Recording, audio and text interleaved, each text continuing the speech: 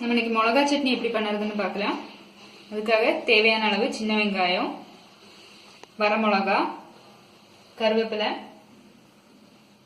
ஜீரகம், தேங்காய் எண்ணெய், தேவையான அளவு உப்பு. நம்ம எப்படி பண்ணுறதுன்னு பார்க்கலாம்.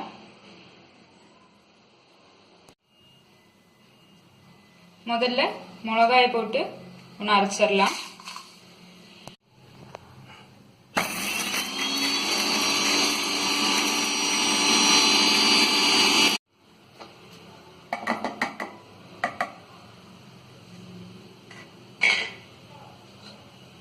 மிளகாயை அரைச்சி எடுத்தாச்சு. இனி அதில் நம்ம சின்ன வெங்காயத்தை சேர்த்துக்கலாம்.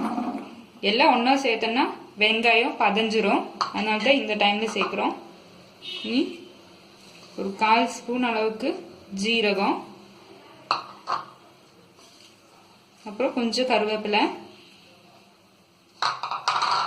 அப்புறம் தேவையான அளவு உப்பு. வெங்காயத்திலே தண்ணி வரும், அதனால தண்ணி சேர்க்க வேண்டாம். நீ ஒன்று நல்லா அரைச்சி எடுத்துக்கலாம்.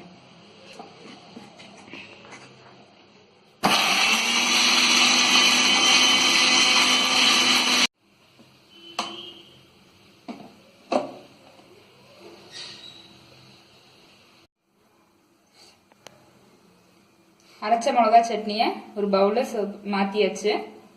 நீ நம்ம இதில் தேங்காய் எண்ணெய் ஊற்றிக்கலாம். ஒரு 2 டீஸ்பூன் அளவுக்கு தேங்காய் எண்ணெய் நல்லா மிக்ஸ் பண்ணதுக்கப்புறம் சர்வ் பண்ணிக்கலாம்.